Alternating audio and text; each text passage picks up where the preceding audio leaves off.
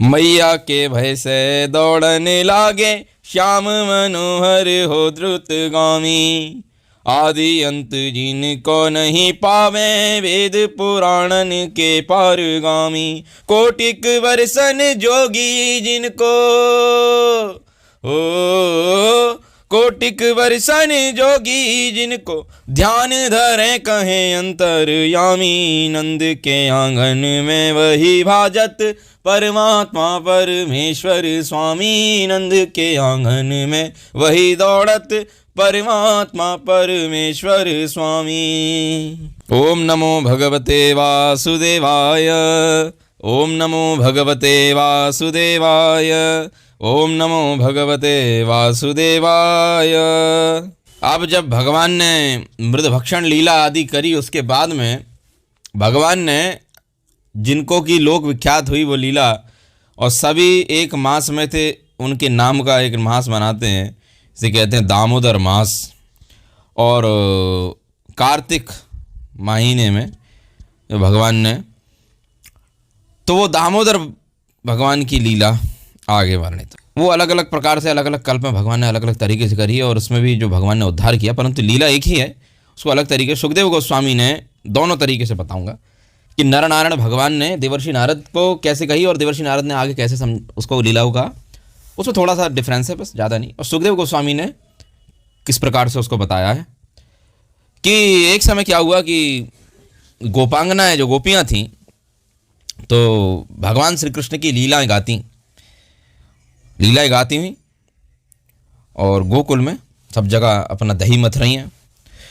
और नंद महाराज के भवन में जो सुंदरी यशोदा माता हैं, यशोदा मैया, वो सुबह सुबह प्रातः काल में उठ कर के दही भांड जो है, भांड समझते हो अर्थात बर्तन, तो दही के भांड में वहाँ पे रई लेकर के और उसे मथने लगी।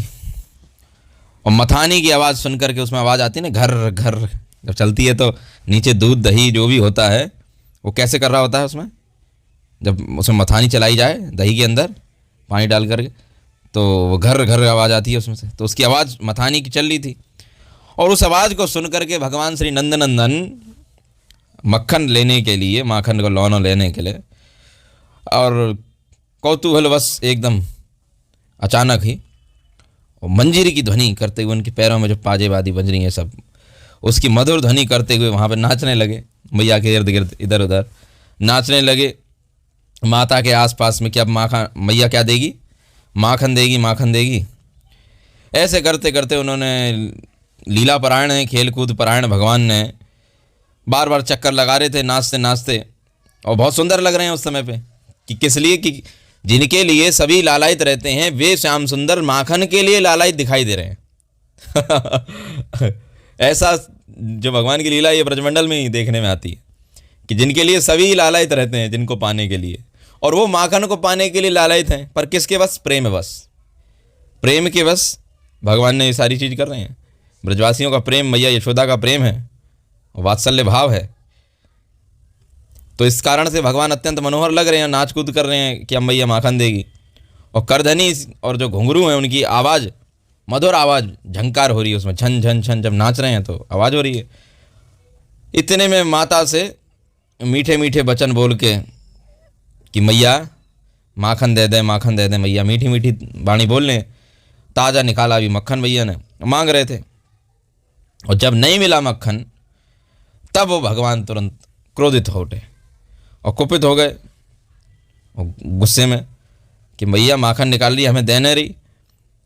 और जब माखन नहीं मिला तो गुस्सा आ गया भगवान को, तो भगवान ने एक पत्थर लिया और पत्थर का टुकड़ा ले करके वो जो दही था, और वो जो मथने वाला जिसमें कि मैया मथी रही थी, उसी में दे मारा एक पत्थर उठा करके। ऐसे देवर्षि नारद ने नरनारायण भगवान से, जो भगवान श्री कृष्ण की लीला सुनी थी, उन्होंने इस तरीके से बताया। सुखदेव गोस्वामी ने श्रीमद् भागवतम के 10वें स्कंद में ऐसे बताया है कि मैया जो मथानी चला रही थी, और मैया मथानी चलाते हुए भगवान श्री कृष्ण को स्तनपान कराने लगी, और स्तनपान कराते कराते मैया ने चूल्हे पे दूध भी रख रखा था।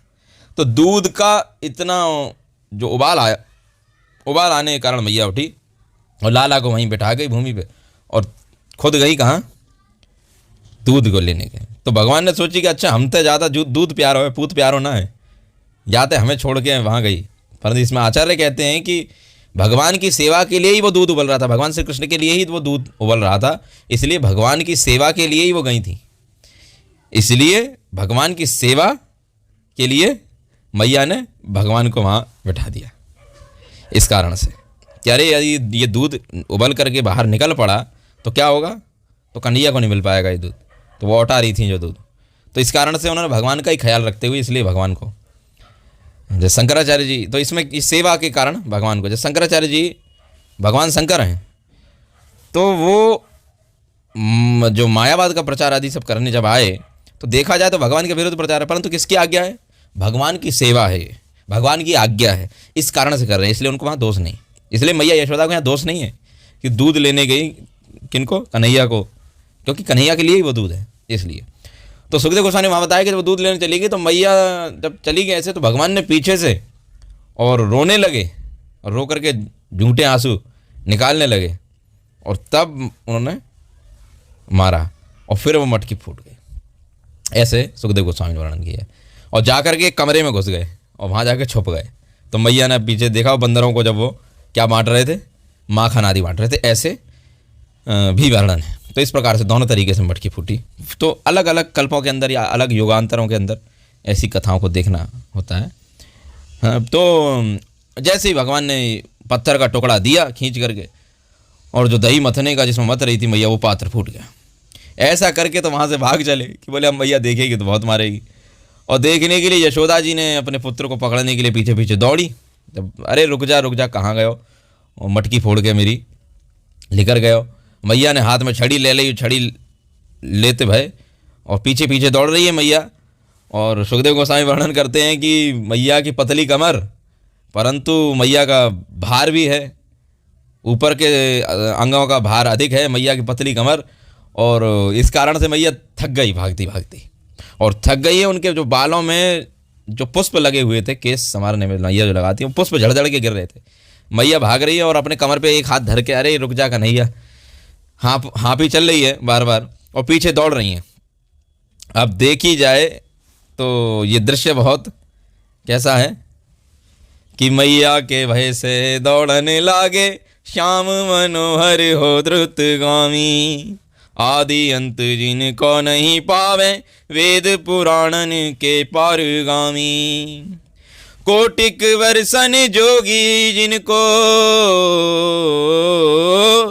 कोटिक वर्षन जोगी जिनको, ध्यान धरे कहें अंतर्यामी, नंद के आंगन में वही भाजत परमात्मा परमेश्वर स्वामी। मैया के भयते हैं वही भाजत परमात्मा परमेश्वर स्वामी।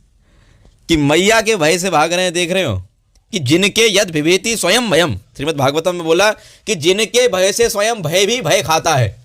स्वयं भय जो है वो भय भी जिनके भय से भय खाता है, वो भगवान आज किससे भय खा रहे हैं, मैया के भय तय दौड़न लागे, श्याम मनोहर हो द्रुतगामी। बड़ी तेजी से दौड़ रहे हैं कन्हैया। एक बार यदि मैया के हाथ में आए गए तो आज खैर ना है, दौड़ने लगे।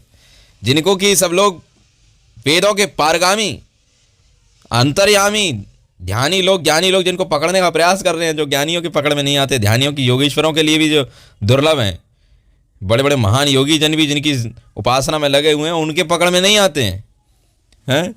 ऐसी मैया पीछे पीछे दौड़ रही हैं। तो मैया दौड़ते दौड़ते कन्हैया को, जैसे ही एक हाथ आगे थे बस कन्हैया, थोड़ा सा एक हाथ की दूरी, इतने में पीछे से पकड़ नहीं पा रही मैया। जो योगेश्वरों के लिए भी दुर्लभ हैं वास्तव में, तो मैया की पकड़ में कैसे आ सकते हैं। अब इतने में जब भगवान ने अपने भक्तों के प्रति, भक्त वश्यता भगवान के अंदर क्या है, भक्त वश्यता, कि भक्तों के वश में। तो ये लाइन ऐसा नहीं है कि भक्त के वश में भगवान फ्री में नहीं बोली गई, वास्तव में श्याम और राधे को संग जो पाया तो आंख खुली और बुद्धि रानी, प्रेम के वश में जो भगवान देखे, भक्त के वश में जो भगवान देखे, तो प्रेम और भक्ति की महिमा जानी। प्रेम से भर गयो, श्रद्धा ते भर गयो, चरणन में पड़ गयो ब्रह्म को ज्ञानी। कि वास्तव में भगवान प्रेम और भक्ति के वश में है। इसलिए भगवान का एक नाम भक्त वश्य, भक्त जिनको अपने वश में रखें। तो भगवान को प्राप्त करने का कोई भक्त इतना प्रयास करे तो भगवान भी उसके वश में हो जाते हैं। तो ऐसा जान करके कि मैया हमारे पीछे दौड़ रही है, भक्तों के प्रति बहुत भगवान भक्त वत्सल भी हैं, तो इसलिए मैया को दौड़ते दौड़ते हार गई, जब बहुत ज़्यादा पकड़ नहीं पा रही है, जानबूझ करके भगवान ने अपनी गति को धीमा कर लिया और मैया के हाथ में आ गए। अब तो हाथ में आ गए और तुरंत मैया पकड़ के एक बार हाथ पकड़ लिया, मैया के मोटे मोटे हाथ और कन्हैया के छोटे छोटे हाथ वो मोटे हाथ में छोटे हाथ समाए गए और तुरंत झटकार करके चल तो मैं ले चलूँ। मैया तेरो बड़ो कठिन हिया, यशोदा तेरो बड़ो कठिन हिया, याहे जान दे मैया, याहे जान दे मैया, जे तो बारो सो कन्हैया, मैया तेरो बड़ो कठिन हिया। अब ये सब लीलाएं जब भगवान की चलती थी तो उस समय मैया ने तो पकड़ लिया, परंतु देवर्षि नारद आदि मुनियों को, जो योगी जन तो ध्यान लगा के भगवान की लीला देख रहे हैं, वो कह रहे हैं ओहो मैया ने पकड़ लिया, मैया या छोड़ दे, तेरो बड़ो कठिन हृदय, तेरे हृदय में मैया बिल्कुल दया ना आए, छोटे से 1200 कन्हैया तेरी एक मटकी फोड़ दी वहाँ में तेने। तो सब प्रार्थना कर रहे हैं अंतर रूप से ओझल होकर के कि मैया याद छोड़ दे, अरे बड़े बड़े योगिन के लिए ये दुर्लभ है तेरो लाला, पर तेने यहाँ पकड़ रखो है, पर छोड़ दे, और तेरी जो भक्त वश्यता के कारण तेरे बस में आए, ना तो तेरे बस में आने वाले ना आए, क्योंकि बड़े बड़े योगी जन इनको ना पकड़ पाते। तो ऐसे सब जो देवगण हैं वो भी सोच रहे हैं, परंतु मैया ने हाथ नहीं छोड़ा कन्हैया का, बोले ना आज तो जाए। मैया रोष में आ गई और तुरंत उखल के पास ले गई, बोले आज उखल में बांधूगी जाए। उखल के पास निकट ले जाए के बड़ी से बड़ी रस्सी ले आई। सुखदेव गोस्वामी ने तो कहा है श्रीमद् भागवतम में 10वें स्कंद में वर्णन है कि घर की सब रस्सियाँ ले आई मैया उठा के, और मैया तो बांधने लगी, और जो जो रस्सी बांधे वही वही रस्सी छोटी पड़ जाए, जो बांधे सोई रस्सी छोटी पड़ जाए। और वास्तव में जो भगवान प्रकृति के तीनों गुणों में नहीं बन सकते सतरज स्तंभ में, वो उनको निर्गुण कहा जाता है, उनको प्राकृतिर गुणहीनैर निर्गुणम इत्य उच्यते। जो प्रकृति के तीनों गुणों से रहित हैं, जिनको प्रकृति के गुण नहीं बांध सकते, उनको मैया कैसे बांधेगी। और भगवान जब बांधने के लिए तैयार हैं कि बांधो तो सही, परंतु बांध ही नहीं पा रहे हैं, और मैया एक एक रस्सी उठाए, जो जो रस्सी उठाए छोटी पड़ जाए, और वो प्रकृति से परे हैं, प्रकृति में नहीं बनते हैं। भगवान ने गीता में बोला है ना, नमाम कर्माणि लिम्पन्ति न मे कर्म फल स्पृहा, कि मेरे को कोई कर्म आदि कुछ बांध नहीं पाता, मैं कर्म के लिप्त नहीं होता, प्रकृति गुणों में भी मैं लिप्त नहीं होता ना, मुझे कोई बांध नहीं सकता। तो वो रस्सी से कहाँ बंधने वाले। और वास्तव में ये जो रस्सी है ये भी गुण, रस्सी का मतलब गुण, इसको भी गुणों से देखा जाए।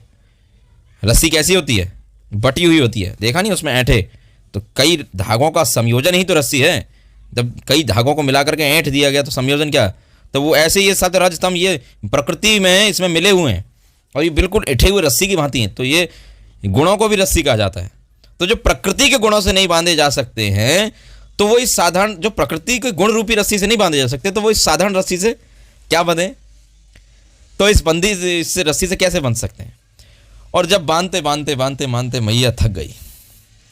अब देखो, अपनी ओर से बांधने का प्रयास मतलब क्या था, अपनी ओर से हम जो प्रयास में, मतलब अब हम सोच रहे हैं कि हम बांध देंगे, मतलब उसमें अपनापन है। मैया को ये लगा यहाँ, मतलब हम मैया के परिप्रेक्ष्य नहीं लेंगे, वहाँ तो लीला चल रही है, पर यदि मैया के इससे हमें सीख लेनी है, तो शिक्षा लेनी है, तो वो ये है कि मैया को क्या कॉन्फिडेंस है जिससे बांधने जा रही है कि मैं बांधूंगी। तो ऐसे हम सोचें कि हम भगवान को प्राप्त कर लेंगे, मैं कर लूँगा, डेफिनेटली कर लूँगा, ऐसा सोचें नहीं। हरी इच्छा, सदैव एक भक्त को हरी इच्छा पे निर्भर रहना चाहिए कि ऐसा काम, हरी इच्छा, ऐसा हरी इच्छा। हाँ, अपनी ओर से प्रयास करते हैं, पर प्रयास करने में जरा से भी नहीं होता कि ये प्रयास करके मैं भगवान के लिए ऐसा कर ही दिखा दूंगा। ना ना ना ना, अपनी ओर से केवल प्रयास करना, उनकी इच्छा है तो पूरा कराएंगे, नहीं कराएंगे तो लात दूर रहो।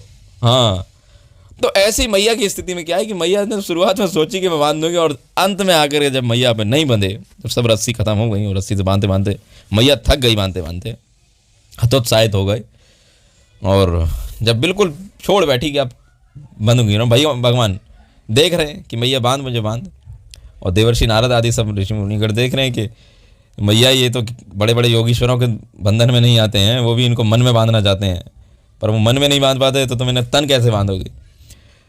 तो भगवान ने जब देखा कि स्वच्छंद गति वाले हैं भगवान, अपनी इच्छा से जो कुछ करते हैं, तो कृपा करके वो तुरंत मैया के बंधन में फिर आ गए, और मैया के बंधन में बंध गए।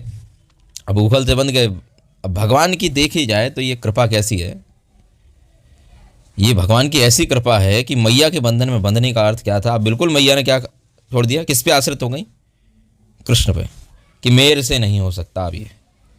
तो हम भी जब भक्ति में भगवान की भक्ति करते हुए, और जब हम प्रार्थना करते हैं ना, प्रार्थना में हम सोचते हैं कि हम बड़ी बड़ी ये पाठ करें, वो पाठ करें, ऐसा करें, वो अच्छी बात है पाठ, प्रार्थना परंतु हृदय से आती है। प्रार्थना का गुण है प्रार्थना करने का भी, प्रार्थना हृदय से आती है, और हृदय के अंदर भगवान के सामने ये दिखा दो कि प्रभु मुझसे ज़्यादा, मतलब अपनी अपनी जितना हो सके उसमें ही दिखा दो, प्रभु मैं बहुत दीनहीन हूँ, मैं अति नीच हूँ। और केवल कहने के लिए नहीं, उसको उस समय आप अनुभव करो, जिस समय भगवान के सामने प्रार्थना करी जाती है कि मैं महाअपराधी हूँ। ऐसे ये सिर्फ बोलने में नहीं, फील करोगे तो फिर वो जीवन में भी दिखाई देगा। अब ऐसा करके जब भगवान की ऐसी जो कृपा होती है, वो कर्म त्यागी जो होते हैं या ज्ञानी जो होते हैं केवल, तो ज्ञानियों और कर्म त्यागियों को भी नहीं मिलती, भक्ति योगियों को प्राप्त होती है। भक्त पूरा तरह से, जैसे यशोदा मैया पूरा समर्पित हो गए एंड में करेंगे अब कि अब तुम्हारी इच्छा है, तो ऐसे हम भी यदि पूर्ण समर्पित हो जाएं कि भगवान तुम्हारे हाथ में है, तो वही यहाँ काम बन जाएगा, इतनी सी बात पे। तो जो कर्म में आसक्त हैं उनको ऐसी कृपा कहाँ मिल सकती है अभी, तो मैया के परंतु बंधन में आ गया। तो परंतु भक्ति का ऐसा प्रताप है कि वो मैया के बंधन में आ गए भगवान, क्योंकि प्रभु के भगत वत्सलता देखी। तुलसीदास जी कहते हैं कि प्रभु की भक्त वत्सलता देखनी हो तो उनके सामने शरणागत होकर के, उनकी शरण में जा करके, मैया बिल्कुल हार गई ना कन्हैया के सामने, परंतु हारी किसके सामने, कन्हैया के सामने, बिल्कुल अब हार गई कि अब नहीं बंध रहा है, भगवान बंध गए अंत में, और मैया के बंधन में आ गए। अब तो वास्तव में भगवान इसीलिए जो ज्ञान के साधक हैं, जो ज्ञान के साधक आराधक होते हैं, उनको मुक्ति तो देते हैं भगवान, पर भक्ति नहीं देते।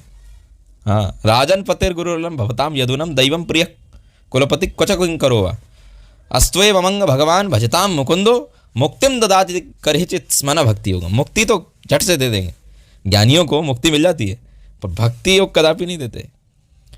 और भक्ति योग बड़ा सोच समझ करके जो लगे रहते हैं, तब जाके उनकी प्रगाढ़ इच्छा के कारण और शरणागतता के कारण उनको भक्ति में लाते हैं भगवान। इसलिए जो भगवान के पूर्ण समर्पण भक्त हैं, तो जो गोपियाँ थीं, और भी जब भगवान ने ऐसे बंद किए तो और भी गोपियाँ थीं ब्रजमंडल की, वो सब देखते देखते आ गई, बोले आज तो भाई कन्हैया पकड़ में आ गए और आज तो उन्हें दंडित किया जा रहा है मैया द्वारा। वहाँ पे आ गई, देखा सबने कि अरे वो दही का भांड फूटा हुआ है, और जो नंद महाराज के जो नंदन हैं, अर्थात नंदन भाई छोटे से ही बालक हैं, ज़्यादा बड़े थोड़ी हैं, बहुत सारी रस्सियाँ उनके इर्द गिर्द लपेट रखी हैं और ओखली में बंधे खड़े हुए हैं।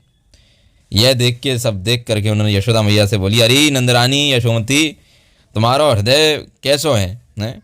अरे नन्नो सा बालक, ये कन्हैया तो हमारे घरान में आए के ना जाने कितने बर्तन भांडे फोड़ो करते है, ना जाने कितनों फोड़ो करते हो, और तुम्हारे अंदर बिल्कुल करुणा ना आए, और हम तो यार कबू कछ ना कहें, हमारे घर में आएगा ना जाने कितने भांडे फोड़ दे, और तुम्हारी एक मटकी कहाँ फूट गई, तुम यार इतना ऐसा कठोर दंड दे रही हो हैं? तुम्हारे मन में बिल्कुल, दिल में बिल्कुल, हृदय में बिल्कुल दर्द ना आए, बिल्कुल दया ना आए, बिल्कुल निर्धन है गई तुम तो। एक बासन माने कहाँ फोड़ दी हो, एक मटकिया फोड़ दी तुम्हारी, तो तुमने यार छड़ी से डरा रही हो, धमका रही हो, यार बांध दी हो, बताओ इतने पर डराना धमकाना तो चलो अलग रहे हो, बांध ही दे हो, और बड़ी निष्ठुर है तू यशोदा, अरे छोड़ दे मैया यार, खोल दे, ऐसे ऐसे गोपियाँ बोलने लगी। और गोपियों की सुन रही है मैया यशोदा की, ठीक है, पर कुछ बोल नहीं रही। और चुपचाप जा करके अंदर घर के कामकाज में लग गई मैया, बांध करके कि आज मन बंद हो रहे, बस तेरे यही दंड है। इतने में ही भगवान ने मौका पाया, भगवान को स्मरण आ गया अपने निज भक्त नारद जी का। भगवान के निज भक्त देवर्षि नारद का स्मरण आ गया भगवान को कि उनकी वाणी को सत्य करना है आज, और मैया ने आज ये जो लीला रचवाई है, आज तो नई लीला आज रचानी है। तो भगवान चले और ओखली को खींचते हुए यमुना जी किनारे चले गए।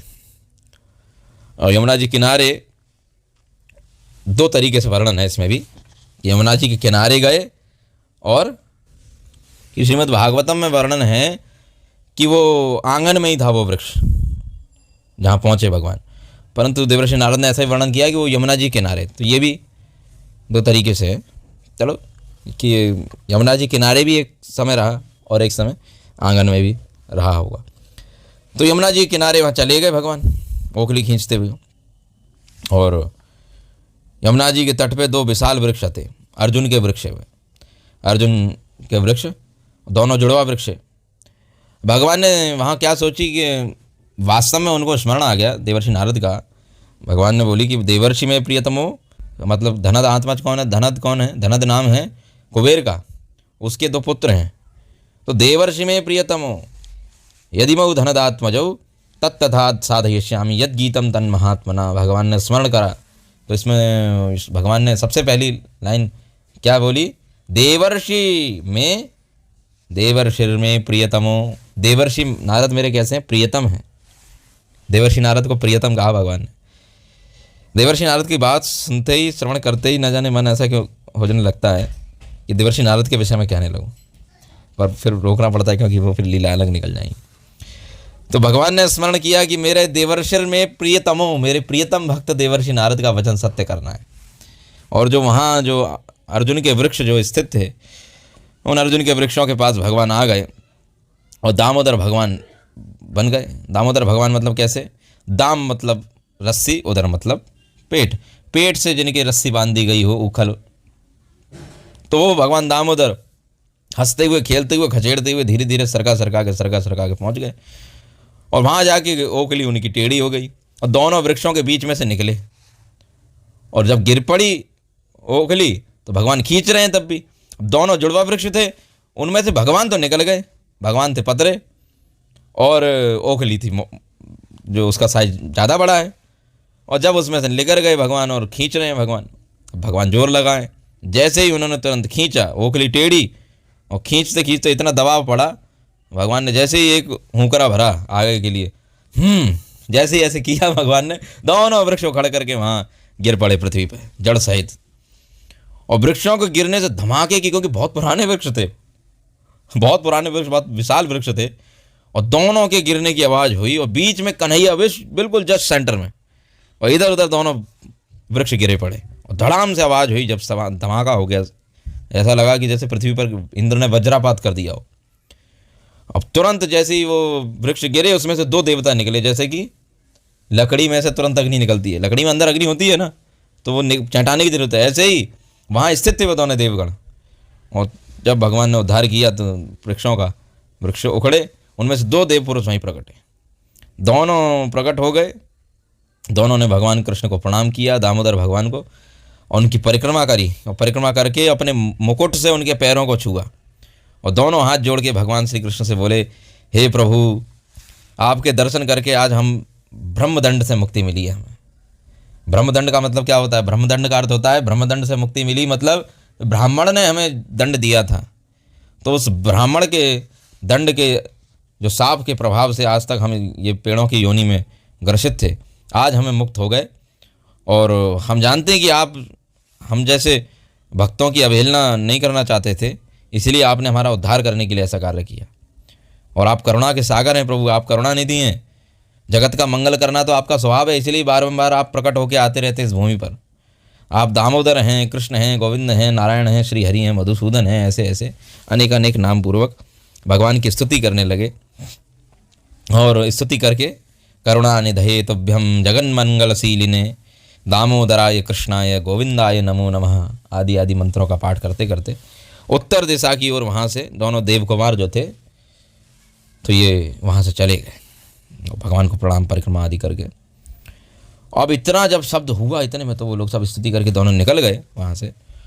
उसी समय भय से ग्रसित कातर होते हुए नंद महाराज आदि सब गोपगण और सब वहाँ आ पहुँचे, पूछने लगे अरे ब्रज बालकों, अब ऐसी स्थान में क्या होता है, बच्चे तो खेल रहे होते, बड़े लोग तो सब काम हम अपने लगे होते हैं ना, बच्चे लोग तो खेल कूद मस्त। बालकों से पूछिए अरे ब्रजवासी बालकों इतने आओ, अरे ये दोनों वृक्ष गिरे कैसे और कैसे गिर पड़े, जल्दी बताओ। तुरंत जो ब्रजवासी बालक थे उन्होंने बोलो कि अरे ये कन्हैया है ना, या कन्हैया ने दोनों वृक्षन को गिराया है, और जो कृष्ण हैं या नहीं दोनों वृक्षन को गिराए दे हैं, और या वृक्ष में से दो पुरुष निकल के अब यहाँ खड़े थे, और तुरंत जैसे ये वृक्ष गिरे दोनों पुरुष लिख रहे, दोनों पुरुष ने लिख करके कन्हैया की परिक्रमा करी, कन्हैया के अनेक अनेक नाम लए, दामोदर कृष्ण गोविंद ऐसे कह के बिना नमस्कार करके परिक्रमा करके अपने मुकुट से कन्हैया के चरणन में छुआए और इन्हें प्रणाम करके बारंबार इनकी गुणगाथा गात भय, और भाई अभी या उत्तर दिशा की ओर चले गए। और इनके बड़े दिव्य पुरुष है वे, इनके अंग से बड़ी चमक निकल रही थी। ऐसे ब्रजवासी बालक बोलने लगे। अब ये सुनने सब ग्वाल वालों की बात सुन के जब बड़े बूढ़े जो लोग थे उनको तो विश्वास हुआ नहीं, बोले नहीं ऐसा थोड़ी हो सकता, अरे ऐसे कैसे है जाएगो, तू ऐसी बातें बना रहे हो कि वृक्ष गिर गए दोनों और पुरुष निकले इनमें थे, कन्हैया को सो छोटे बालक को वो दोनों पुरुष क्यों प्रणाम करेंगे, वो तो अपने लाला समझ रहे हैं सब ब्रजवासी। तो उन्होंने बूढ़े बड़े बूढ़े जो गोप थे उन्होंने किसी ने विश्वास नहीं किया, परंतु भगवान नंद नंदन जो थे वो अभी भी ओखली में बंधे हुए और रस्सी में बंधे हुए। तभी वहाँ नंद महाराज ने देखा कि अरे ये रस्सी में कैसे बंधा हुआ, और बताओ एक तो वृक्ष गिर पड़े ऊपर से रस्सी में बंधे हुए, ये किनको काम है, किन्ने बांधो यार रस्सी में। और नंद महाराज गए, तुरंत झट से रस्सी खोली और कन्हैया को लाड़ प्यार करते हुए दुलार करते हुए पुचकारते हुए गोदी में उठाए ले और सूंघने लगे। कछु कहूँ भयो तो ना है, बिल्कुल हृदय धक धक करने लगो कि मेरे लाला को कछु है तो ना गयो। हाथ पैर देखे देखे कन्हैया देख रहे हैं, मैया जो बाबा तो बहुत लाड़ प्यार कर रहे हैं। अब तुरंत नंद महारानी के पास जो गए, नंदरानी के पास, यशोदा जी के पास, अरे यशोदा तेने ये कहा कर दो, ऐसे बालक को ऐसे दंड देवें हैं, तेने कन्हैया के साथ कहा कर दियो, बड़ा आज तो दुर्घटना, बिल्कुल थोड़ा सा बच गया, दो वृक्ष गिर पड़े बताओ कन्हैया के इर्द गिर्द आसपास में, और तेने बड़ो गजब उठा रखो। यशोदा ऐसे क्यों करते, बहुत डांटने लगे यशोदा मैया को। और डांट करके बाद में कि भगवान बच गए, इस खुशी में चलो एक संकट टला, ये ब्राह्मणों को दान देना, ब्राह्मणों को गाय दान करी, 100 गाय दान करके ब्राह्मणों को, और तब जाके इनको शांति मिली कि कोई ग्रह था जो टल गया कन्हैया पे से, नहीं तो आज मेरे कन्हैया बच गए। और नंद रानी को बहुत डांटा यशोदा मैया को कि अरे ऐसे मत करो कर, तेरी वजह से तो आज मेरे लाला ना जाने कहा है जा, तो भगवान की बड़ी कृपा है हम पे, नारायण भगवान की, ब्राह्मणन की। ऐसे करके ब्राह्मणों आदि को 100 गाय आदि सब दान करके, तो ऐसे भगवान दामोदर की कथा। अब ये जो नलकूबर जो थे, इनका नाम था नलकूबर और मणिग्रीव, ये दोनों अर्जुन के वृक्ष बन गए थे इधर। इनका क्या है कि एक दिन के समय पे जो देवर्षि नारद की बात आती है, सुखदेव गोस्वामी देवर्षि नारद के बारे में बोलते हैं और देवर्षि नारद स्वयं बोलते हैं कि देवल ऋषि आ रहे थे। तो ये दोनों नंदन वन में वहाँ पे एक दिन गए, मणिग्रीव और नलकूबर, दोनों कुबेर के पुत्र हैं, श्रेष्ठ पुत्र एकदम नंबर 1 के। तभी इनको धनद आत्मजो बोला सुखदेव गोस्वामी ने, श्रीमद् भागवतम में बोला देवर शिर में प्रियतमो, और जो धनद आत्मजो, तो धनद अर्थात कुबेर के दोनों पुत्र हैं, उसके आत्मज है। तो नलकी और मणिगिरी इनका नाम। एक दिन ये नंदन वन में वहाँ गए और मंदाकिनी के तट पे वहाँ ठहरे। वहाँ बहुत सारी अप्सराएं जो थी गुणगान कर रही हैं, गीत गा रही हैं, और वारुणी नाम की जो मदिरा ये पान कर रहे थे, नशे में उन्मत्त थे, और नंग धड़ंग वहाँ पे विचर रहे हैं। स्त्रियाँ भी नहा धो रही हैं और वो भी क्रीड़ा कर रही हैं, आनंद ले रहे हैं जल में स्त्रियों के साथ में, और युवावस्था में तो थे ही, और वो भी युवतियाँ हैं। इतने में ही बड़ा इनको धन का गुमान था अपने कि हम तो किसके पुत्र हैं, बोलते नहीं है जो अय्याश। ये वही स्थिति समझ लो जैसे कि आजकल कोई नेता का बेटा हो या किसी पैसे वाले का बेटा हो तो कैसे अय्यासीगिरी करता है। तो कुबेर महाराज के पुत्र हैं। अब कुबेर भंडारी तो शिवजी के बड़े मित्र हैं, और ये दोनों भी शिवजी के बड़े अनुचर थे, क्योंकि कुबेर जी के साथ में शिवजी की बड़ी मित्रता है। तो इनको लगा कि हम तो शिवजी के संबंधी लोग ही हैं सब, और हमारे पिताजी की चलती है ब्रह्मांड में, कुबेर हैं, धन कोष के अधिकारी हैं, कोई साधारण व्यक्ति थोड़ी हैं। तो अय्यासगिरी फुल उस पर, और मदिरा पी रहे हैं वारुणी, वारुणी पी करके उन्मत्त मसे में नत, और साथ में लड़कियों को भी ले रखा है, अप्सराओं को, सबको, और नंगे धड़ंगे विचर रहे हैं। अब ऐसा कुकर्म आदि सब कर रहे हैं। अब देख करके वहाँ पे देवर्षि, जो सुखदेव गोस्वामी कहते हैं कि देवर्षि नारद आ गए, और देवर्षि नारद स्वयं ये कहते हैं, नरनारायण भगवान भी उनको जैसी कथा सुनाई थी, देवर्षि नारद स्वयं ये कहते हैं कि वहाँ पे देवल ऋषि आ गए। तो एक समय पे देवल ऋषि आए होंगे, एक समय पे देवर्षि नारद, ऐसा है। तो देवल ऋषि आ गए, और मुनीन्द्र हैं देवल ऋषि, देवल मुनीन्द्र हैं, बहुत श्रेष्ठ मुनि हैं, और वेदों के पारंगत विद्वान तो हैं ही। उधर ही वहाँ से निकल रहे थे, इतने में इन दोनों के, जो मणिग्रीव को और नलकूबर को, इनको नग्न देखा। इनमें जो लड़कियां थीं उन्होंने तो देख करके देवल ऋषि आ गए हैं या देवर्षि नारद आ गए हैं, ऐसा देख करके उन्होंने वस्त्र पहन लिए, परंतु ये दोनों तो अपने मद में उन्मत्त थे। धर्म के इतना अहंकार था इनको, घमंड था कि मेरा क्या कर लेंगे।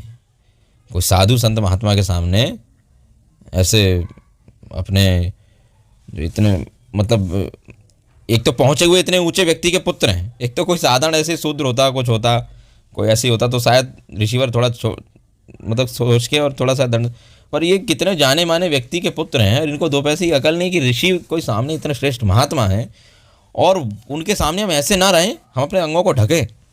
और ये तो तब भी ऐसे विचर रहे हैं। लड़कियों ने तो उनके सांप का प्रभाव जानती थी, उन्होंने तो ढक लिया अपने अंगों को, लड़कियों ने तो कपड़े वपड़े पहन लिए, और ये दोनों बोले नहीं, ये तो नशे में चूर। उधर से उन्होंने श्राप दे दिया कि तुम दोनों अपनी जैसे सुध-बुध खो बैठे हो और तुम्हें चेतना नहीं है कि हम किस अवस्था में हैं, क्या हैं, तो जाओ, मैं श्राप देता हूँ, तुम दोनों जो धृष्टता कर रहे हो, जो तुम्हारी धृष्टता ये वृक्षों जैसी है, वृक्षों को कोई शर्म लिहाज नहीं होती है, नंगे खड़े रहते हैं, जाओ, मैं भी तुम्हें निर्लज्जों को दोनों को श्राप देता हूँ। तुम्हें द्रव्य का, अपने पैसों का, धन का बड़ा घमंड है, और धन के घमंड के कारण 100 दिव्य वर्षों तक तुम्हें श्राप देता हूँ कि वृक्ष हो जाओ, और अर्जुन के वृक्ष हो जाओ, दोनों जुड़वा, ये दोनों अर्जुन के वृक्ष हो जाओ।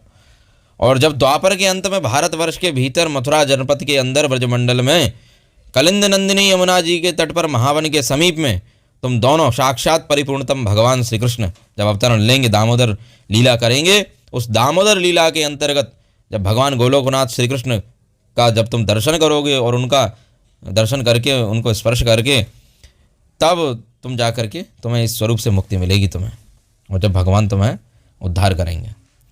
तो वही ये दोनों थे, और तब तुम्हें दोबारा इसी स्वरूप की प्राप्ति हो जाएगी जो तुम अभी हो। तब से ये बहुत वर्षों से अर्जुन के वृक्ष बने खड़े थे, और जब भगवान आए श्री कृष्ण, तब उन्होंने इनका उद्धार किया दोनों का। और बाद में ये वृक्ष भाव को प्राप्त हो गए थे, जो नलकुबर और मणिग्रीव अर्जुन के वृक्ष बन गए थे। अर्जुन के वृक्ष वही जिसकी छाल आदि सब आज भी यूज़ करते हैं। तो इस प्रकार से भगवान ने नलकुबर और मणिग्रीव का दोनों का उद्धार किया, और फिर भगवान को गोदी में ले गए, नंद जी चले गए, और बाद में यशोदा मैया को डांट लगाई, उल्हाना दिया बहुत। तो इस प्रकार से भगवान की दामोदर लीला। आगे भगवान बहुत अद्भुत लीला करने वाले हैं, तो वो हम श्रवण करेंगे बाद में ऋषिश्वर के साथ में। हरे कृष्ण।